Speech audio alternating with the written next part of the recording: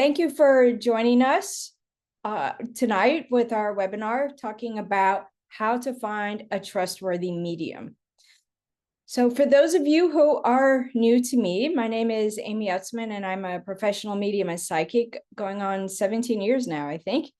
And I love to do webinars, and you see Nancy's name there as well. Nancy is my spouse, and she will be on when it's time for Q&A, which we like to leave a lot of room for. So as I talk, build up those questions, okay? And when you have those questions, go ahead and put them in the Q&A box. You'll see a Q&A box with a little question mark, usually at the bottom of your screen, but maybe different on some mobile devices. So any questions that you may have at any time regarding our topic tonight, please go ahead and put them in there.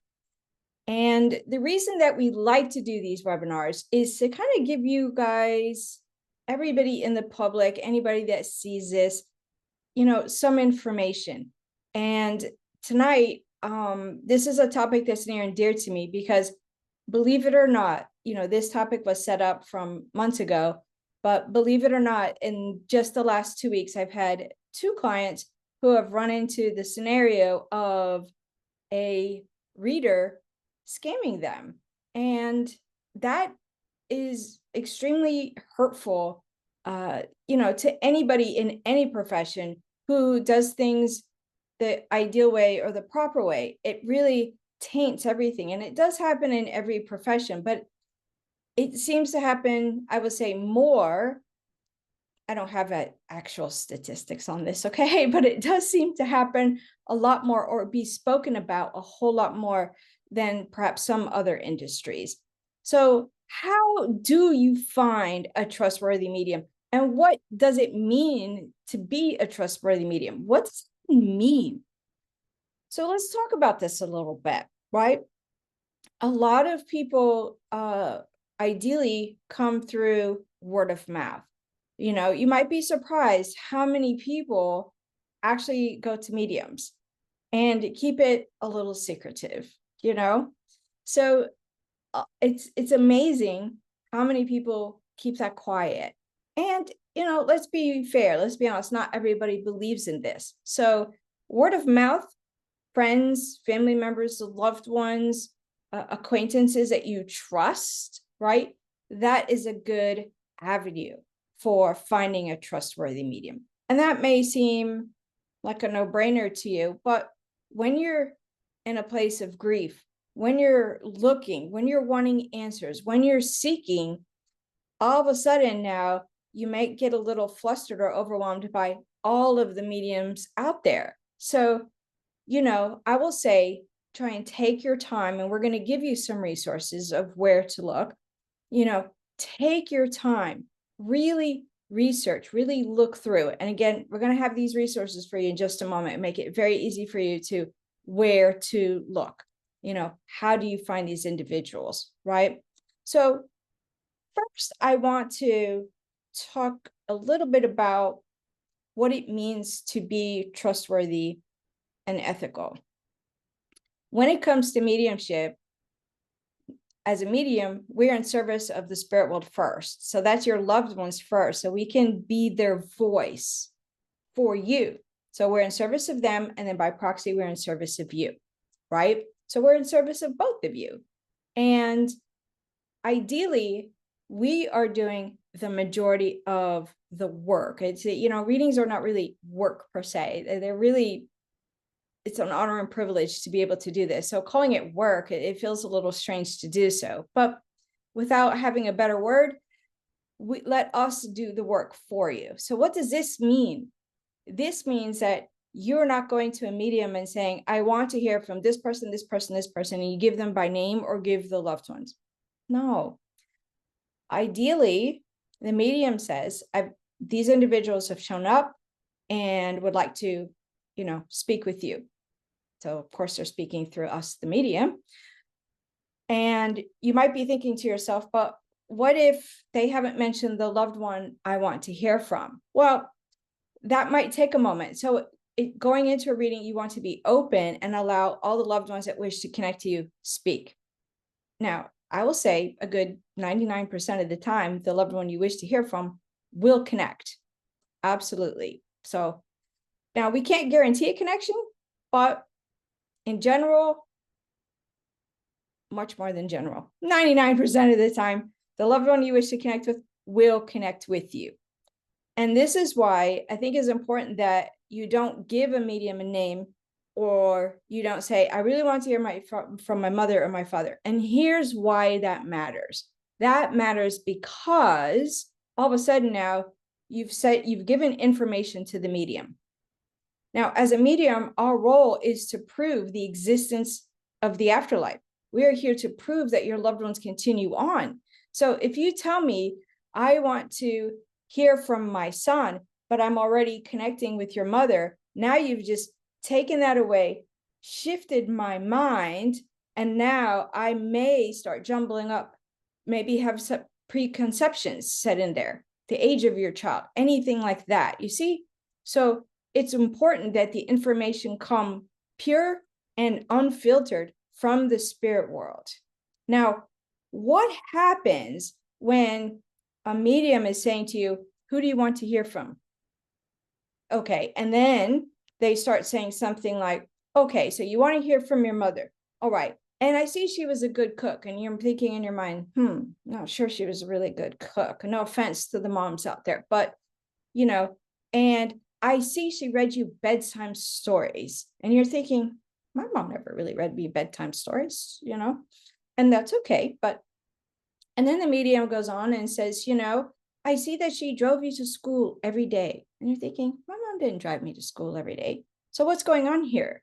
What's happening here is the medium is creating a story. The medium is creating a story of an ideal mother.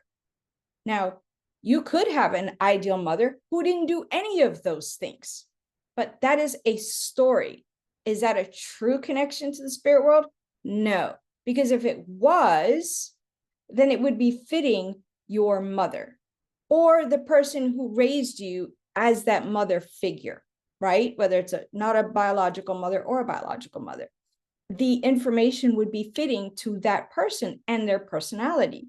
So now here you are in this situation. What do? You say, no, or that information is not fitting for me. I'm sorry. Speak up, because you are an integral role to the reading. I always say the no's are as important as the yeses, because the no's are the parts where I'm having miscommunication with your loved one in the spirit world. So say no, speak up. Don't be afraid to speak up. Let's keep in mind, they don't have the power, but you have the power. This is your reading. And if it's not matching for you, even if it's a reputable medium, sometimes we just don't match for everyone else. So it can happen. Unfortunately, it can happen. So when you speak up, you want to maybe stop the reading. And if the medium says, well, let me try again, you see how you feel comfortable with that, right? Sometimes we try again and we shift, and then boom, it all clicks together. But what if it doesn't? Then you speak up again and you say, I'm sorry, this really isn't working. I would like to have a refund, please. I would like to stop and just have a refund, please. You should be able to get that refund. Hear me again. You should be able to get that refund. That is an ethical thing, because this is not a reading that worked. It's not a reading where you feel comfortable and you know without a doubt that your loved one is here connecting and speaking through this medium right now. And if you are not feeling that confidence and you're feeling like, they're asking me way too many questions and, just pulling information from me instead of delivering information, that is not an ideal scenario. Okay? So do not be afraid to say no. Do not be afraid of hurting their feelings. You're not going to hurt most mediums' feelings by saying no. You're not. We'll say, okay, I got that off, and continue on. Okay. No reading is 100% accurate. High accuracy, absolutely. But 100%, Not always, not in every single reading, but you're going to expect at least, a good 90 percentile or higher of accuracy. So we might get some little details off here and there, and we should be able to say that, oh, I got that off, I apologize, and move forward, right? But what does this mean? This means that you're sitting and you're answering, oh, yes, that makes sense. Oh, I understand why they would say that way. No, I can't relate to that. I'm not understanding that. Or can't think about that now, or I didn't know them very well. I'm unsure. I'll have to find out.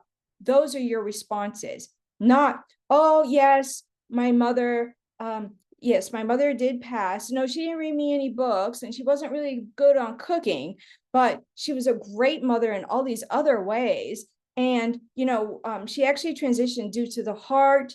And, she did struggle with her weight throughout all of these. No, that's giving way too much information to the medium. Share the story of your mother or any of your family members after the reading, okay? Share it after. So those are some red flags to look out for. And again, I started to say earlier that 2 times in the last 2 weeks, I've had people say, I kind of got scammed. And I said, what happened if did you get a refund? And they said, no. And one was a real TV-like scam that you read about, where they wanted more money and they just kept pushing the issue. And I said, I would like you to file a police report, please, in that scenario. File it anonymously so you're not running into any trouble. But in any field, we don't want those that are giving honest individuals a bad name. And we don't want somebody else being taken advantage either, right? So it will be up to you what you would do in that situation if you were to run into that situation. But hopefully, after seeing this, you won't run into that situation, right? Now, with mediumship, for some of us, it's a natural ability. For others, we learn how to do it, right? And the thing about mediumship is everybody has the absolute right to develop mediumship. You have that absolute right to connect with your loved ones in the spirit world, whether you yourself do it or you do it for others as well, right? You have that natural ability and right to do so. But it does take a lot of practice and development. And therefore, you're building maybe a natural ability and a skill going forward. And with time and practice, now you see the information move forward and fast. I have this loved one here for you. I have this loved one here for you. And they want to say this, and they're showing me this, and they're telling me this. And you get to sit and ride along the wave with what your loved ones are sharing with you. Even your animal companions, right? You should be feeling like uplifted. You should be feeling like, whoa, how did they know that? Oh, whoa. You should be feeling pieces, and going, oh my gosh, how could they know that? You should be getting information like that so you know that your loved ones are around you without a doubt. That is what a good medium reading leaves you with. That is what a good reading leaves you with. That you know that your loved ones are still connected to you by some of the things that they're sharing with you in everyday life right now since they've transitioned. Weddings they've attended. Oh, it was just a birthday recently. I know that you just changed your shirt 2 times before this appointment because you wanted to look right. You're looking at my photo right now. You moved it and you're looking at my photo right now. Things like this, their personality, the sense of who they were, what their relationship is with you. So, all of these kinds of things. You want to have a nice rounded out way to help you adjust with grief, that they are not hurt, they are not sad, they are not stuck. They're still living a beautiful life and they are still connected with you, and you're getting the signs with them. Let me remind you, if you have any questions about this topic, please put it in the Q&A box. Okay. Now, with professionalism comes an appointment time, right? Now, some people do have that openness where, could you meet with me right now? Absolutely. But usually there's an appointment time. There is a set rate. My preference is that you see the rate up front, but not everybody does it that way. But you are clear on the rate before the reading. You are clear that, let's say you pick 30 minutes and you decide this is going well, I want to go 60 minutes. What does that mean for me? You are clear either before or in that reading space. You are clear on that financial exchange of what that is. You are clear that we're not doing this every single month. The general recommendation is 6 months to a year between readings to let life play out. Some people like 3 months difference. That's okay too. But it doesn't become you set up 10 appointments for readings with me, because that's not how it really works. That's no different than somebody saying, give me another $200 and I'll talk to another person for you. That's not, so it should be nice and clear. The policies should be clear. The calendar should be clear. You should be able to, if it's not clear on the website, your question that you have, there should be a way that your question get answered so you feel comfortable for the reading. That's the part of the professionalism there. So everything is clear, everything is open, everything is stated out front. There isn't anything hidden. No hidden fees, okay? To use a cliche. So how do you go about finding a reputable medium? So as I say them, Nancy's going to put them in the chat box for you, and then you can have access to those links, okay? So the first one is findacertifiedmedium.com. That website is by Mark Ireland, who is a known medium, and his father was an absolute renowned medium.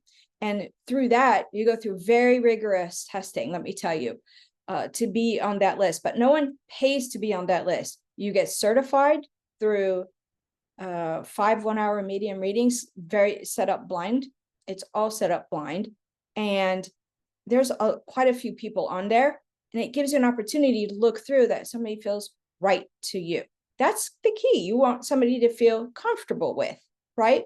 So on Mark Ireland's site, you have the list of everybody there, and we don't pay to be listed. You only get listed if you pass that testing process, if you will.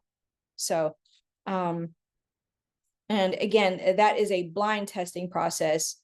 Very much like the next one, the Forever Family Foundation. The Forever Family Foundation is also a not-for-profit, and they certify mediums. And again, you go through a testing process, blind as well. So what that means is they set it up for you. You don't know who you're going to be reading, and they give you a login, and you just meet the person and you do your reading. And then the person has some, I don't even know what all the answers are. Like, I don't even know what the criteria is. I haven't seen a form, but there is a form in both cases that is based on scientific, that the accuracy has to be a certain level, that it cannot be just guessing. It's got to be much higher than that.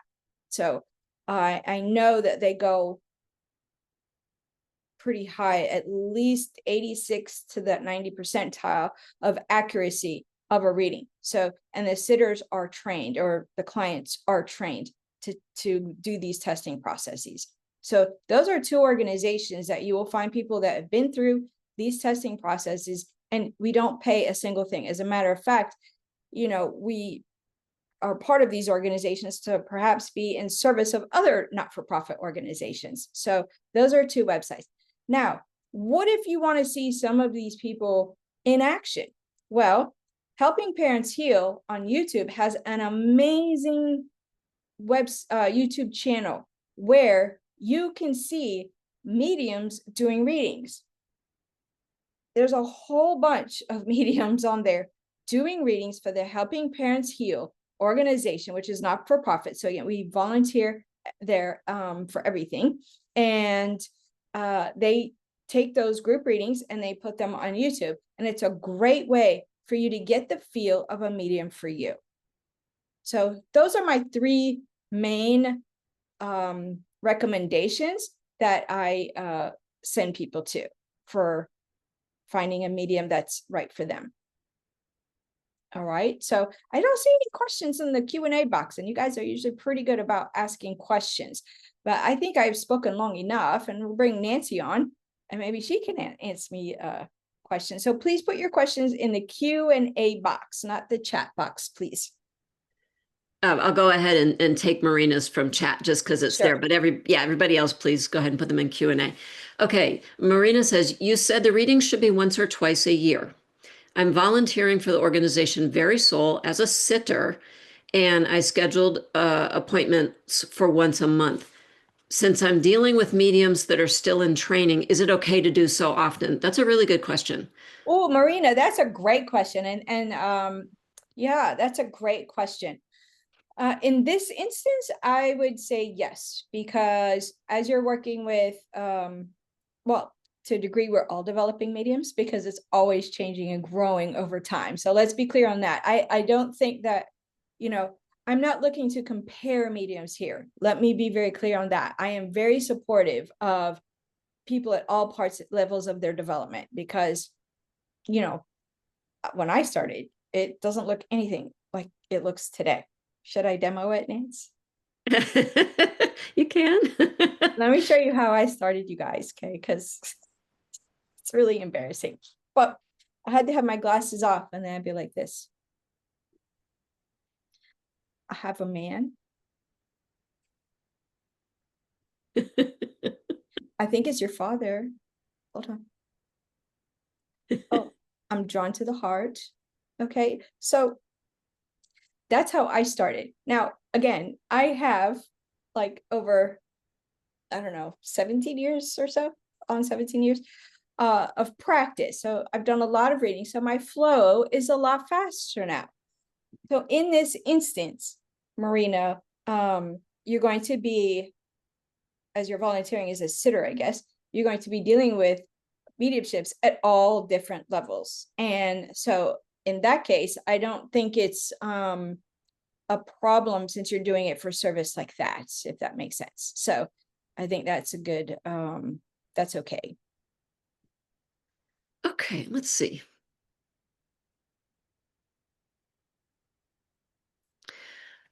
Okay, question from Steve.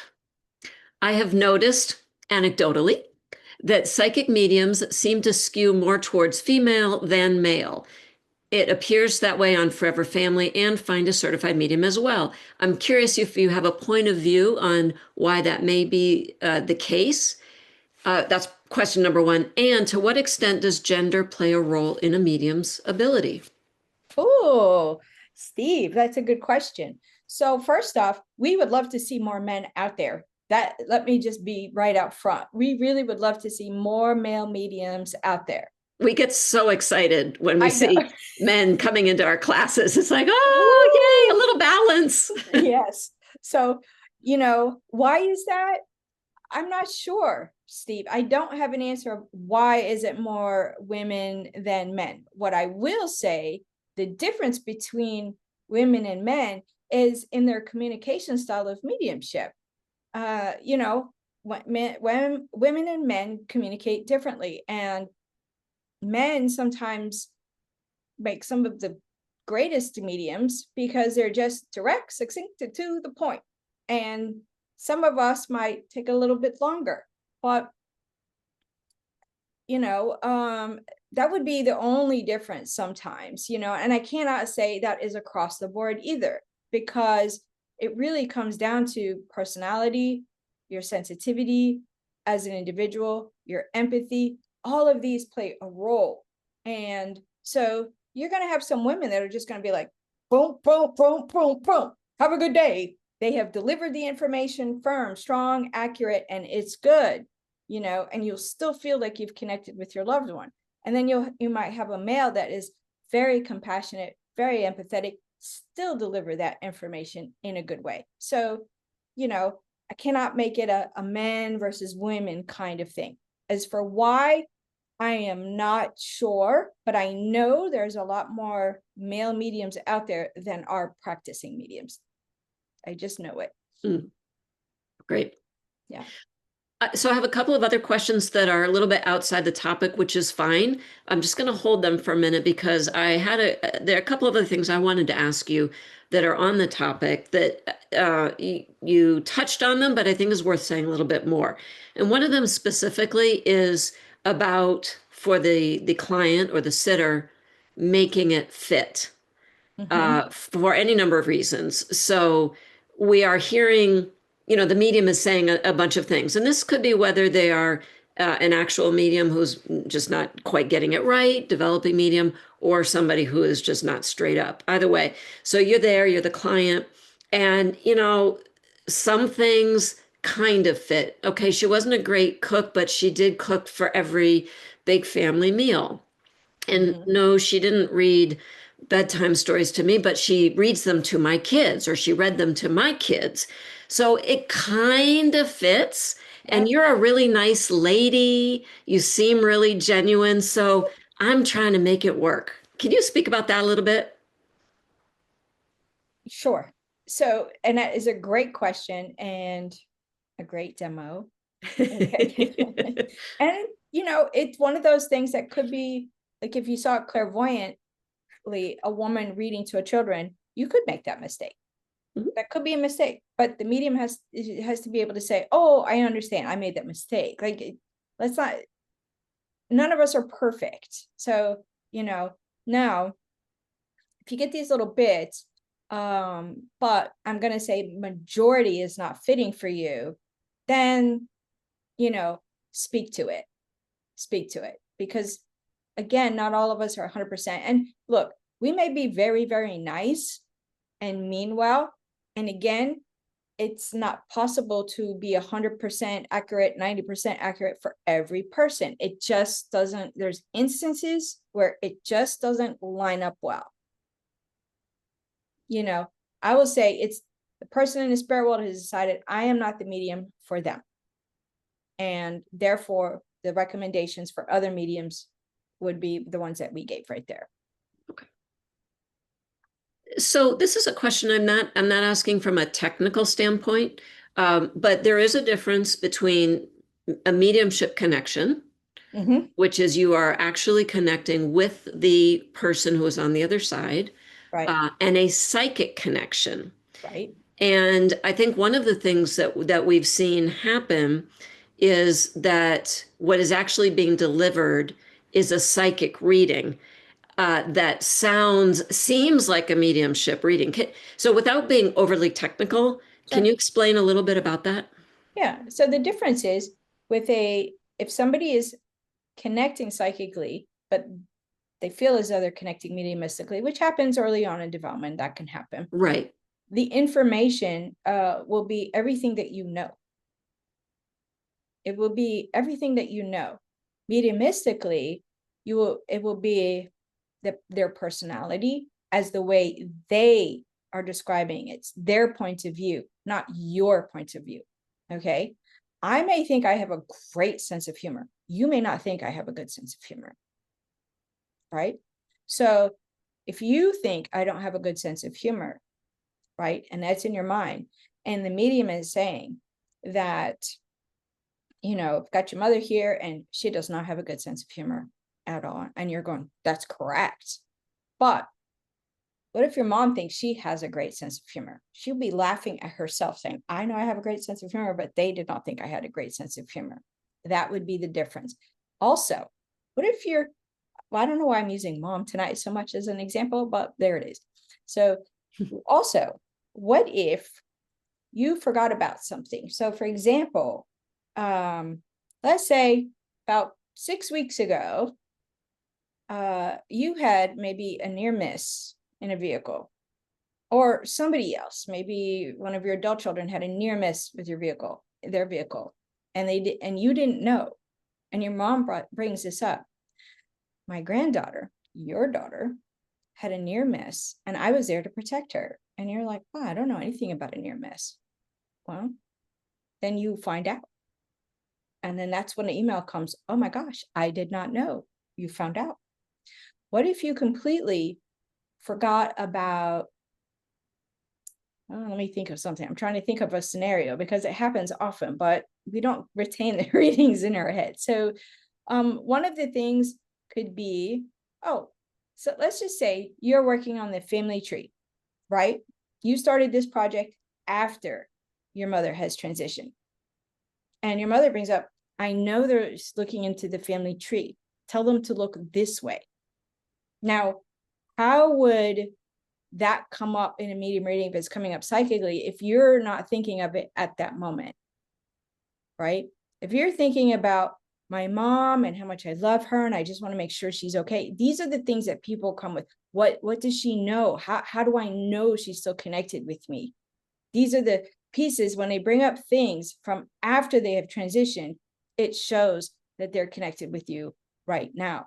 Those are the parts that makes it different than psychic. I'm going to go way out on a limb here because you probably will completely contradict me, and I'm just going to go out there. Do you think that if the reading is a psychic reading, being presented as a medium reading, but it's a psychic reading, that the client is going to feel a little more flat in receiving it than if it's a medium reading, is going to be a little bit is going to be feel richer, feel more emotional? Because there are those surprise pieces. So I can say that somebody could feel really good after having that psychic connection. Mm-hmm. But the difference is in general, the emotion will be much stronger. I think that's what you're going for, is a richer experience. Yeah, richer. Right?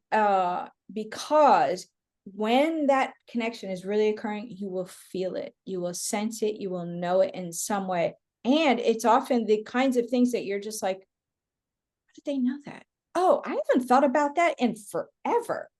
Now, one of the things too is when they bring up like people that they're with in the spirit world. Let's just say that, I'm with so-and-so in the spirit world, and they're bringing up a neighbor from your childhood. And that is the last thing that you are probably thinking of, right?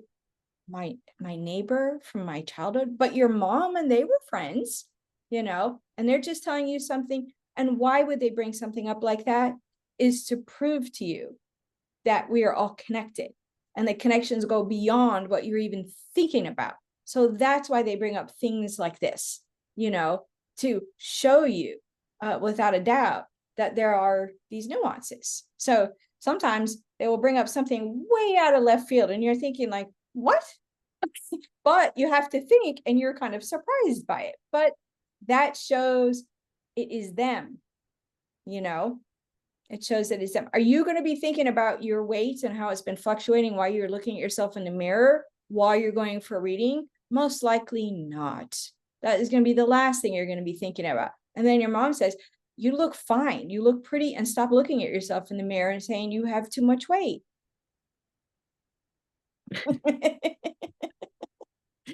So a little bit of clarification. Anonymous has put a question and based on what we're just saying. So I want to clarify just a little bit. The question is, so a psychic tells you things you know, but the medium tells you about things that happen after the person's death.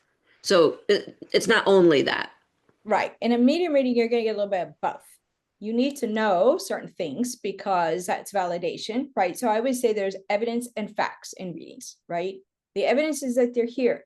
If you are one of 3 children and your mother brings up, I have 3 children, that's a fact, right? So personality is going to be evidence. Things that are concrete will be facts. You will get both of those in a medium reading. So things that you know and things that maybe you don't know, but their perspective, that's the key, is people are communicating from their point of view, not the way you see them to be.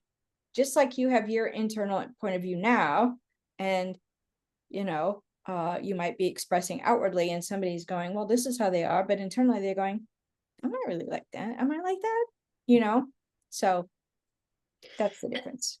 And the way an evidential mediumship reading often unfolds, I'm not going to say every time, but that the medium is first providing that evidence, those facts, the personality, so that the client or sitter can say, oh, yes, I recognize that. I recognize, okay, yes, I know who this is. Right. And then at that point, it can shift to, and here's what your person wants to say to you, right? Right. So first we have to establish who's here. Okay, Sure. yes, we now are in agreement. I know who this is. Great. And then it can become even a little bit more and here's what they want you to know.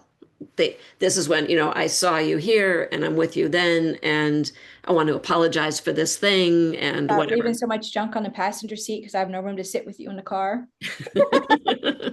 Yeah, So, All right. these fun things. All right. So I'm going to open up to some other questions as well. Sure. So another anonymous, different anonymous. Can you visibly see the loved ones who are coming through? And the person clarified, like, can you visibly see them either clearly, or partially? Depends on the communicator or the person in the spirit world. Sometimes you can see them very clear. And other times you might just see aspects of them. Like they might show you just their hair, for example. You might see their clothing, how they might show you like, I had really nice legs or I had a really nice chest, So, And the guys are always showing their beer belly.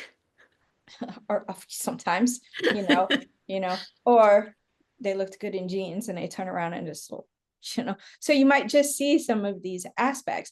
And there's some occasions where it's so visceral, they're using a lot of energy to project that. But, and there's other times you don't see them at all, which for me is not my favorite because I really like the clairvoyance, but sometimes they don't show you themselves at all, but you still get all of the information. So you're feeling them, you're hearing them, you just know what they are, so yeah.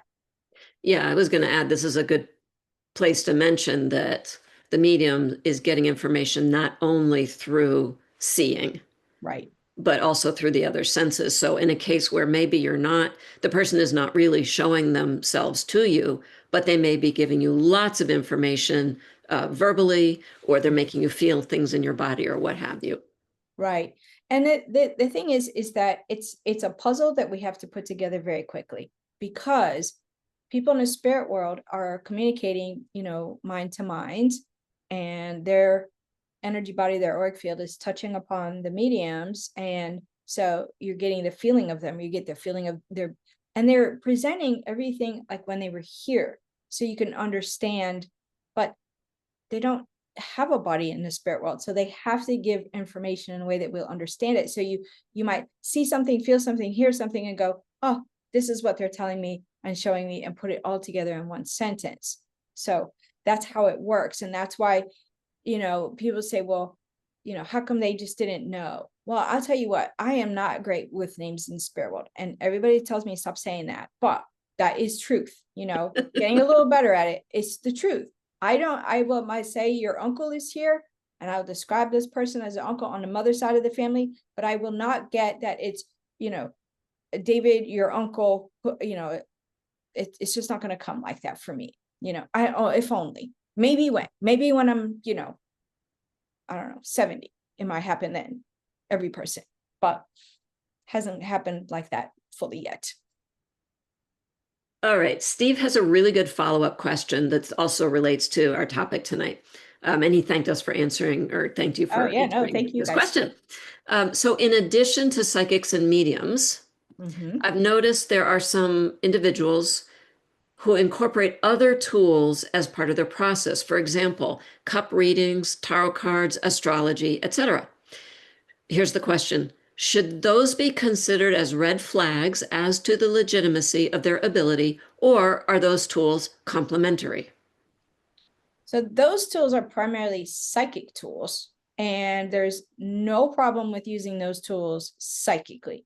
And when I'm talking about psychic, we're not talking about fortune telling, exactly 100% future prediction, because there's a lot of pathways that intersect that. So I like to look at psychic. How has your past affected the present? How's that affecting the future outcomes, or what you're looking at with work and, finances, life, things like this, relationships. But those tools are fantastic tools for people to use psychically.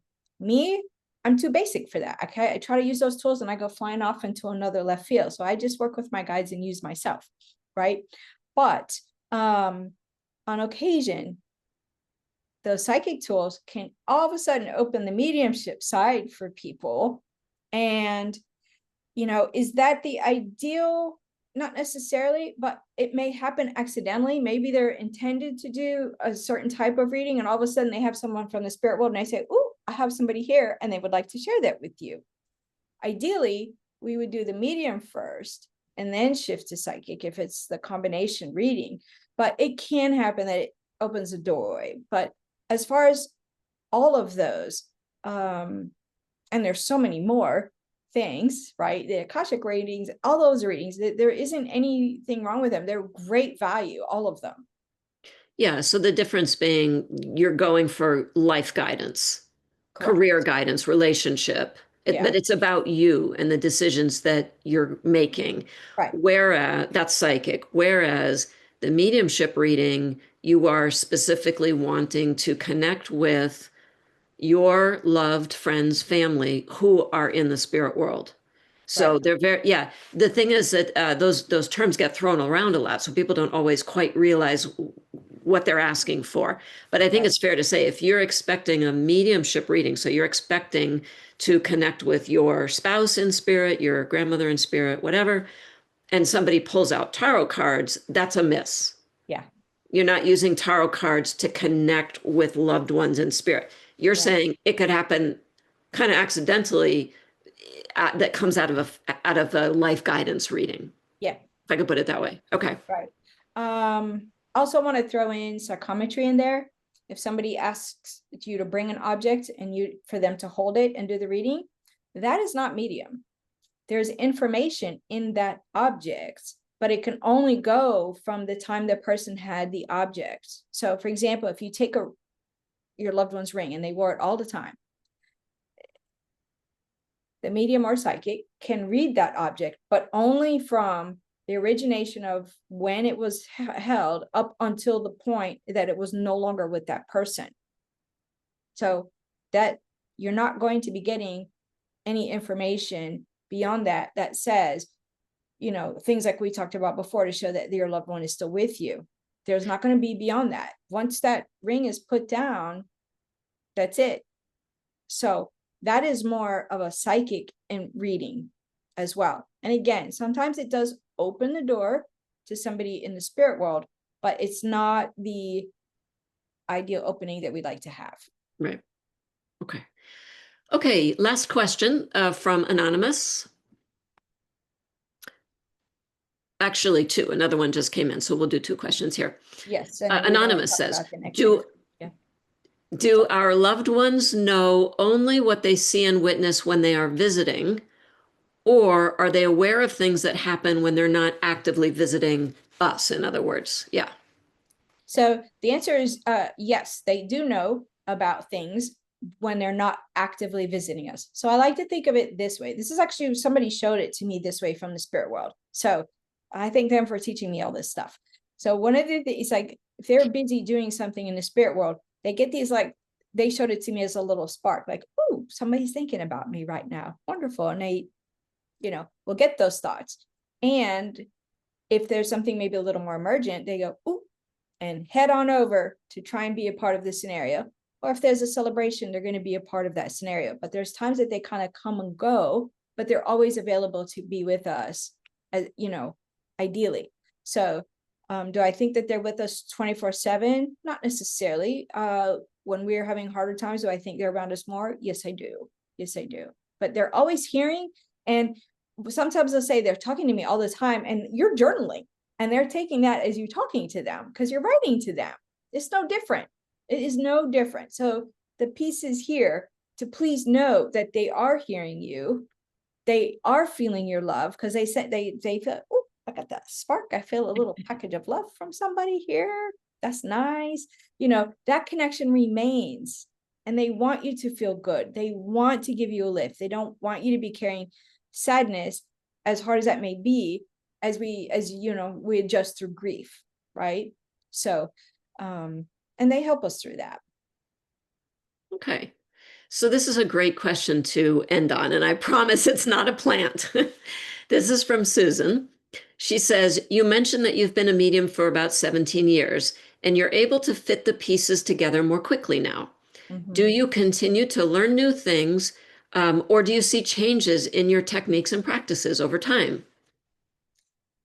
Well, absolutely, it changes over time. And yes, I do get to new pieces. So that's part of one of the things that is so amazing about mediumship is that it just never stops growing and changing over time. And so you have a reading and all of a sudden you're like, oh, look at that. Okay, well, wow, this is new today. So it's really amazing. And it's because of continued practice and you get comfortable and you get a little more confident that you get more and more information. So this is why we emphasize the need for practice to develop your mediumship. But as you're doing readings professionally, you're still practicing essentially, you know? So it's like any profession that requires development. I'll say it's like cooking, which was my past thing. If you ever feel like you've conquered cooking, you have not. There's too many cuisines in the entire world that you cannot do. And same thing is for mediumship. You'll never, ever, ever reach perfection and be complete. Never. And I'll add, just because I know and live with you, is that you are constantly working with your guides to level up, level up, level up, level up. Constantly. Yeah. Constantly. Yeah. And not in a like heavy way, Yeah. actually in a kind of joyful and adventurous way. Like, oh, what are we going to learn now? What are we going to I do know. It's now? so much fun when your guides want to train you. So Yeah. Yeah. and I just want to thank you all for coming and let you know that we have a free group next December 10, month, I think. December 10th, Wednesday, December 10th, 7 to 8:30. That one will be on video. So you can sign up for that whenever it's already under events on my website. And that one will not be recorded for confidentiality reasons, but tell your friends, you join, however you like it to be. We don't really limit people here, and it's just another way to be in service. I can't guarantee everybody will get a reading at that point, but we all learn from spirit communication and we all feel it. So as usual, you guys ask really great questions. So thank you, Marina, Cheryl, Steve, Anonymous, and maybe Anonymous. And Susan? And Susan. I did pretty good catching up with You things. did. For somebody who's So not very good at names. that's right. So maybe I am getting a little better, you guys. So thank you all for joining. And we look forward to seeing you again in the future or hearing you or listening. Take good care, everyone.